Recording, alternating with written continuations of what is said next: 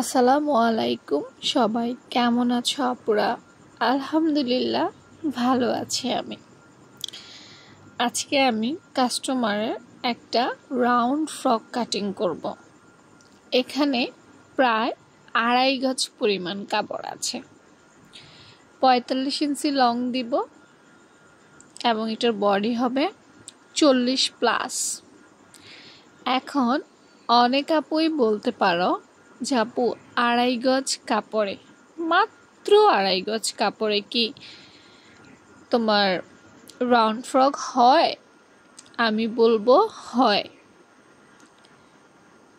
আবার বলতে পারো 3.5 গজ কাপড়ও লাগতে পারে। কেন 2.5 গজ কাপড়ে হয়ে যায়? তার কারণ এই কাপড়ের পানাটা অনেক বেশি। কাপড়ের পানা যখন বেশি থাকে তখন রাউন্ড ফ্রকটা অল্প কাপড়েই হয়ে যায়। তো প্রথমেই আপু কর্নার করে ভাঁজ দিয়ে কোমরের অংশটুকুর মাপ নিয়ে নিলাম।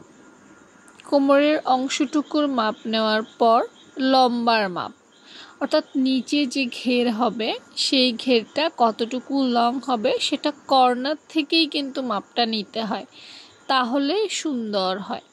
আমার এই কাপড়টা খুব ভেজালো টাইপের একটা কাপড় ছিল, কেননা এই কাপড়টা খুবই পাতলা ভ্যাক্সি ভয়েল। এই কাপড়গুলো কিন্তু অনেক সময় সুন্দর করে কাটিং করা যায় না, বারবার ফিনিশিং আনতে হয়। তো দেখো আবার কর্নার বেরও হয়ে যায়। তো আমার নিচের অংশটা ওইভাবে পারফেক্ট হয়নি প্রথমবার, আর টেবিলের জায়গাটা ছোট, পুরো ঘেরটা আসছিল না। তো আবার বারবার আমি চেক করছি। এই দেখো কিছুটা কর্নার বের হয়ে গেছে, দেখেছো?